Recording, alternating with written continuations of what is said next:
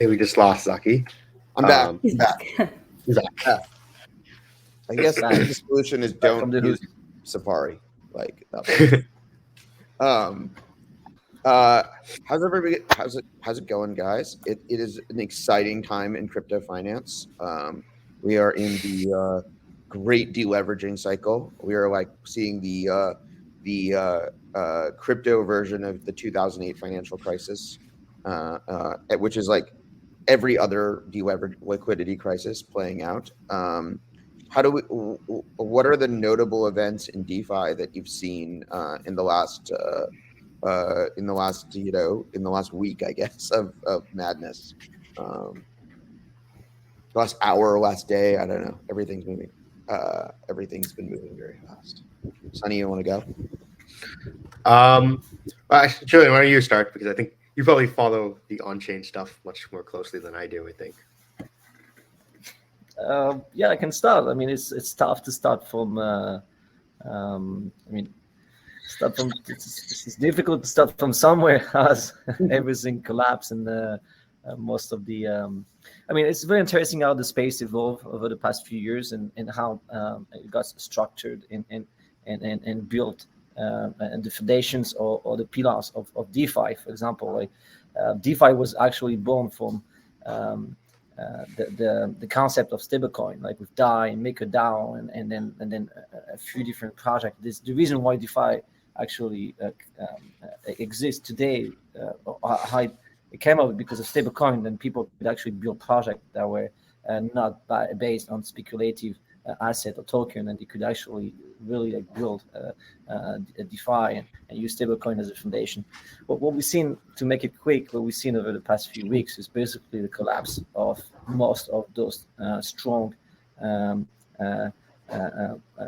stablecoins and also big influencers and big VCs and basically it looks like the entire space got pretty dejected on the concept of decentralized finance, but taking a long leverage a position, leveraging on speculative asset in a hope of trying to get in a hope of, I don't know, even making more profits. Like if DeFi was never going to hand, and now everything collapsed and it's getting into a shit show. You have any thoughts, Sonny? I have thoughts. Yeah, I mean, I think there's like a number of things that sort of like played into like enabling this to happen, I guess. One, obviously, I think a lot of it does stem down from like, that the Luna crash last month sort of was a trigger for a lot of these things. Like, I guess it kind of feels like that in like 2008, like when the Iceland government kind of like went under, that kind of like was the initial trigger that like, I didn't led even to remember that Iceland right. went. Yeah. Iceland went under, and that like happened a couple of months before, but that was like sort of like the set off the chain reaction that like sort of started letting a lot of these larger banks to like. I suspect a lot of. I don't even. How old were you guys in 2008? I don't remember, but I think a lot of people like I remember living through the 2008. I remember being in New York in 2008. A lot of people don't really remember what that was like. But obviously that gave birth to Bitcoin. None of us cryptocurrency wouldn't be here with sort of the motivating reason in the Bitcoin Genesis block. That like we were going through. Now we're having our own little crypto version of that. Why is that? So you have a couple of things, right? It's like DeFi must exist in the context of CeFi, right? Like every DeFi protocol that exists will also be invested in by people who are borrowing money from other people, right? If you have a lending protocol, people will collateralize that lending protocol with funds borrowed from other people, right? This is kind of, and this is the cycle that we're seeing, right? There is always a structural, there's always an arbitrage that a fund manager can take by saying, I'm going to borrow short. I'm going to take your deposits and I'm going to lend long on anywhere someone was willing to lend money. And this is a thing that like creeps in every like large scale bull cycle, because the arbitrage of that is fundamentally really appealing. Sometimes fund managers don't even realize that they're in that business. They think they're being venture capitalists. They think they're being private equity investors. Like you can think you're doing lots of other lines of business when what you're fundamentally doing is borrowing from short-term borrowers and lending to long and like trading the yield curve. And as expectations change, you get wrecked. And you have this contagion. And that's been like one of the coolest things. But I think like one of the go ahead. I was just saying, yeah, that does feel like what's happening to like 3AC a bit, where like it seems that they're more in like a liquidity issue where like a lot of their capital is locked up in like long-term like venture capital style investments, but that were funded through these like short-term borrowing systems. What do you think, Julian? I don't know, man. I think like my background, I work in traditional finance, and I thought that DeFi was built to avoid those kind of shit that we basically being hearing about over the past few days, that some big corporations in the DeFi space have been taking, as you mentioned, some loan on speculative assets, but not actually some of their personal speculative assets, but actually clients and assets, and then we're using those assets to capture the yield from decentralized finance. But that now the space collapsed, and also some of the investment in very, very dangerous, let's call them experimentation, even if we know that they were like really advanced and sophisticated Ponzi. But yeah, I think it's probably part of the human. It's a problem in greediness, and it never stop when the train is going, and people want to always make more profits. But the reality is that it's actually bringing the entire space into a really big shit show in front of the eyes of the world and traditional financial people. But also for people in the space that have lost a lot of money and also fails in what we're currently building, because the foundations and the pillars haven't changed, and we're still building, we're still shipping amazing technology. But currently it's very tough because a lot of people are being affected by some external moves that is outside the DeFi space. Let's call it, like, for example, like, I'm not doing back trading, but I was like, we also with Rekt.news, we sent Opium Diaries, a big strong video, and then we sent Ape Tax. We tried to educate people, telling them that we had COVID for 2 years. How can you explain that even during COVID, when the entire economy worldwide is stopped, how can you explain that the stock market goes twice in value, without telling people that this is basically the Fed printing cash and then distributing back to people, and then people invest in stock? But at the end of the day, if there's no value being created and just money being printed, then it's called inflation. At some point, it will get into our face. It's just a matter of time. And those pseudo traditional boys and also people in DeFi saying, no, this is perfect. This is going up. This is going up. This is going up. This is going up. And I mean, come on, guys. This is like, even we're taking our own pills or we're selling it, but we cannot do twice the same thing. And this is just like happening today. It's not surprising. It's just like it was supposed to happen. If it was not actually happening, it would be a very strong question about mathematics, because at the end, when you push fake money, inflation into the economy, then it has to come back to your face. And this is exactly what's happening today. And then you have people that profit from some pseudo technology that was not actually based on mathematics, but just based on the trust and speculation, that now they have been suffered because it was not actually based on mathematics. And I'm not like, I'm a bit mad because we've been telling the community, we've been telling people, please don't do that. But every time you go online and you tell someone what you're doing is dangerous, then they send the army of degens attacking you and saying, oh, it's not true. High APY, high yield, we're going to make money. Well, now we all in the same boat sinking to death. Yeah. No, absolutely. Um, but I think there, I think some things are about this like cycle are cool, right? Like, who knew that like you would borrow short and lend long, like into Beacon, like the interaction between like protocol design decisions, right?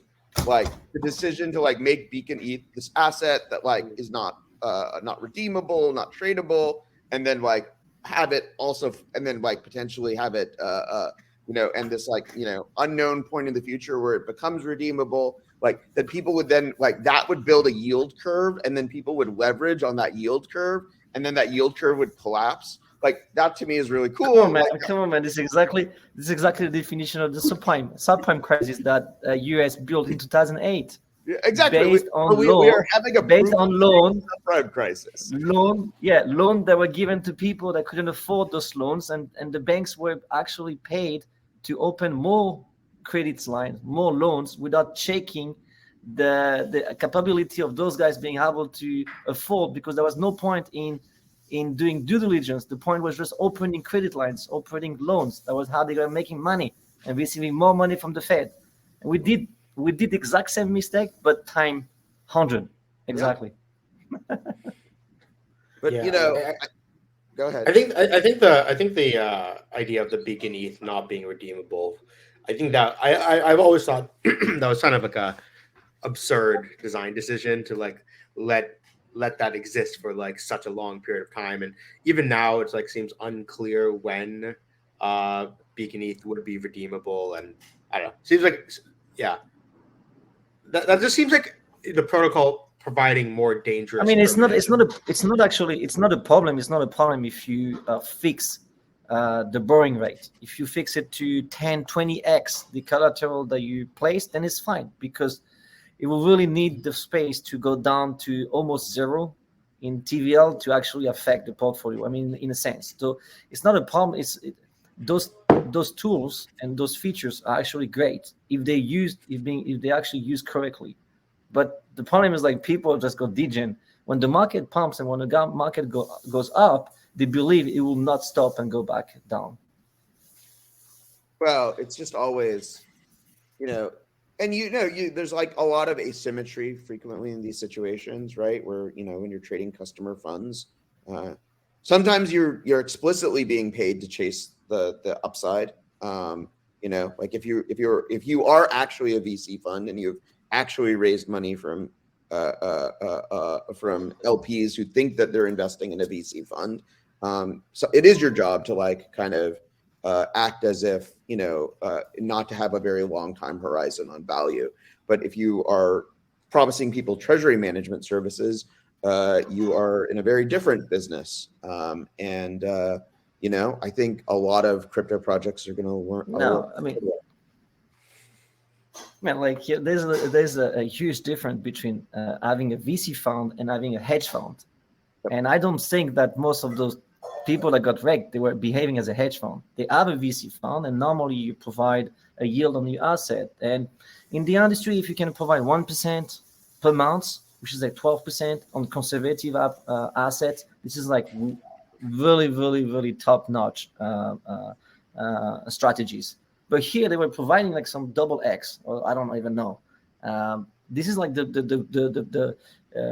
the work and the job of a hedge fund. And hedge fund is like putting your fund at high risk, and it's very likely that you lose everything, but it's also potentially also that can go to 2x or 10x or 20x. But you understand the risk. Well, here it's like a VC fund. You place your money in a pension fund, and then the next day they tell you that there's no more money left. I mean, this is nuts to me.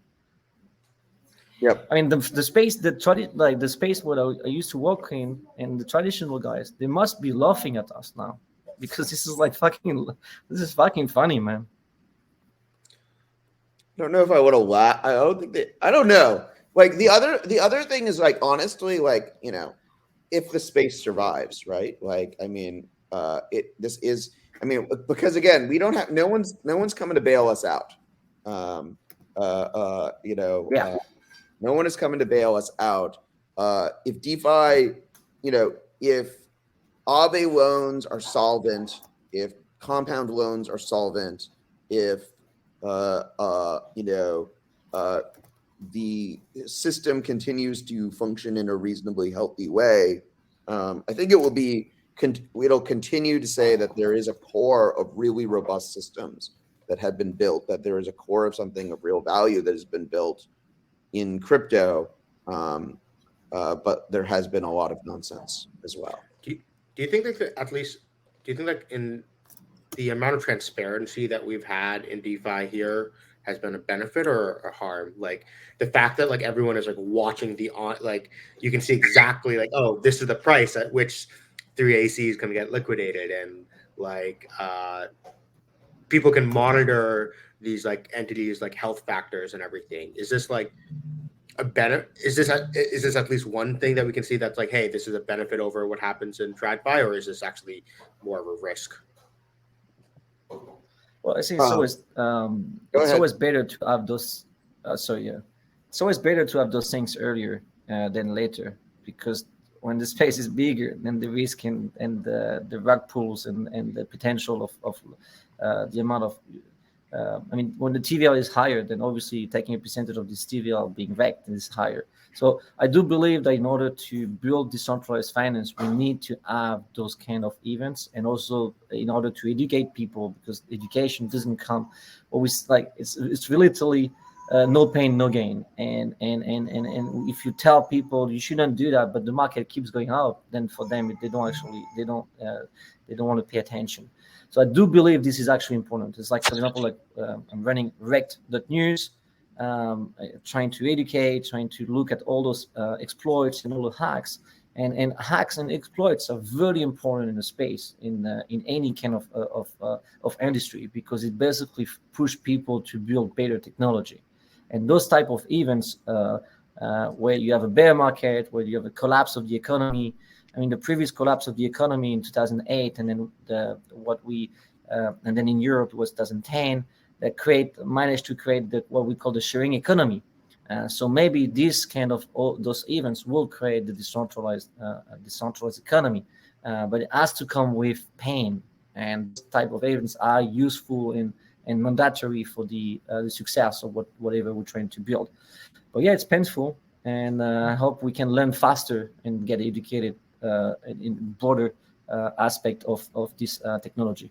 So one of the things that back in 2008, a lot of people had this hypothesis, right? That a lot of the problems was pricing assets, because you didn't have transparency into like what was the actual asset. Like, what are the actual mortgages that are in this mortgage-backed security?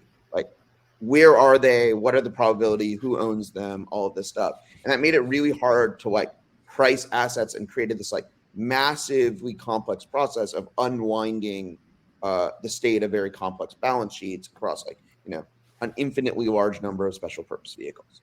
I don't know that we don't know how the chips are going to fall on the great deleveraging of crypto, but there is a possibility that the transparency of all of these assets is going to allow, we're going to test that hypothesis a little bit about when you have like large financial institutions becoming insolvent, how quickly can the market price their assets if the assets are more transparent. We are testing that hypothesis in real time, and I think that's pretty exciting.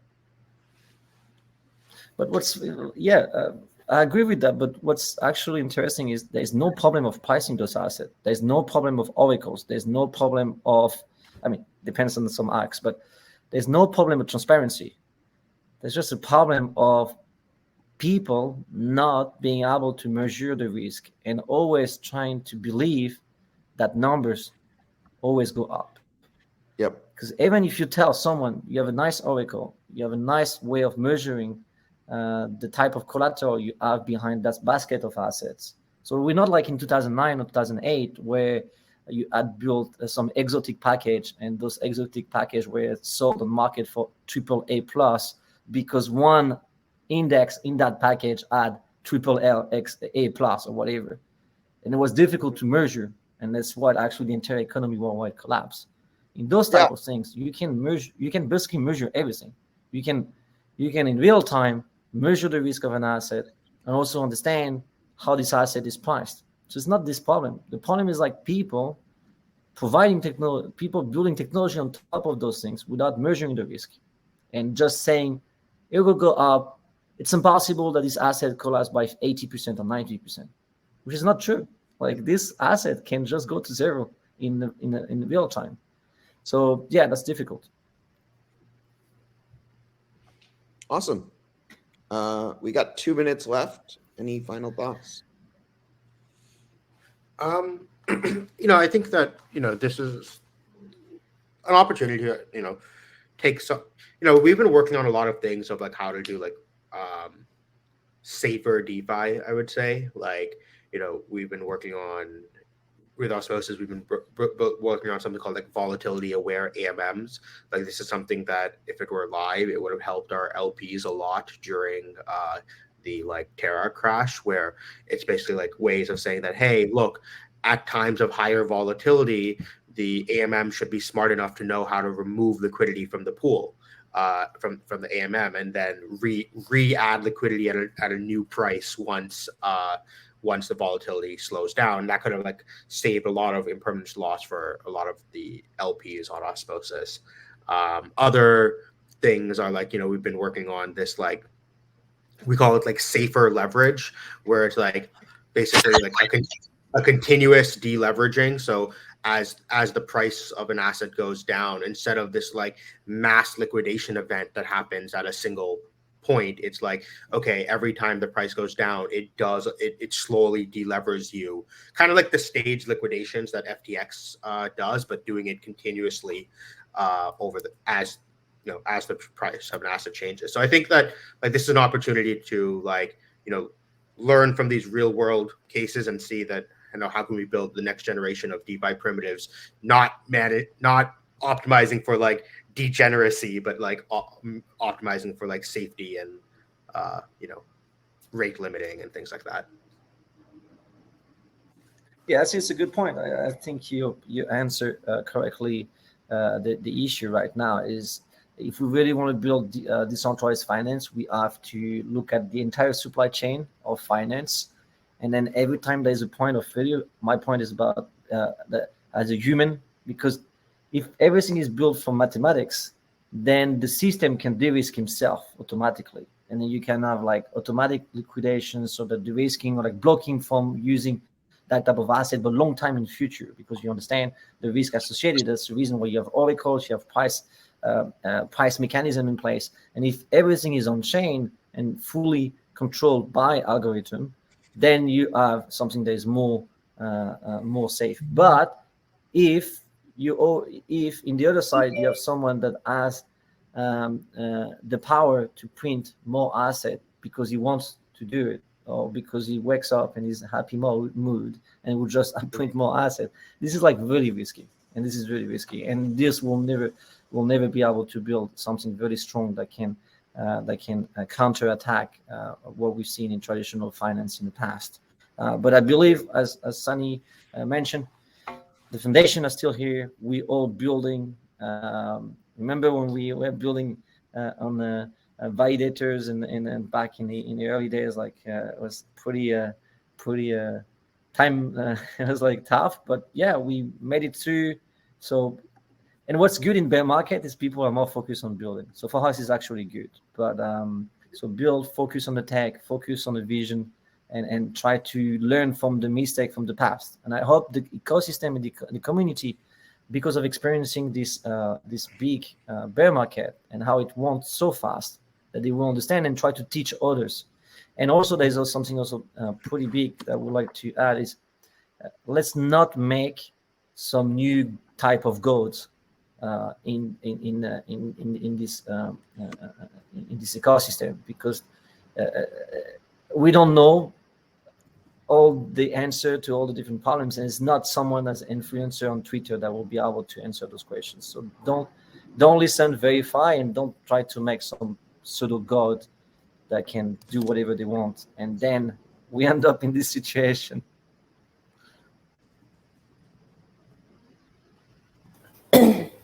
Cool. Well, thank you guys so much.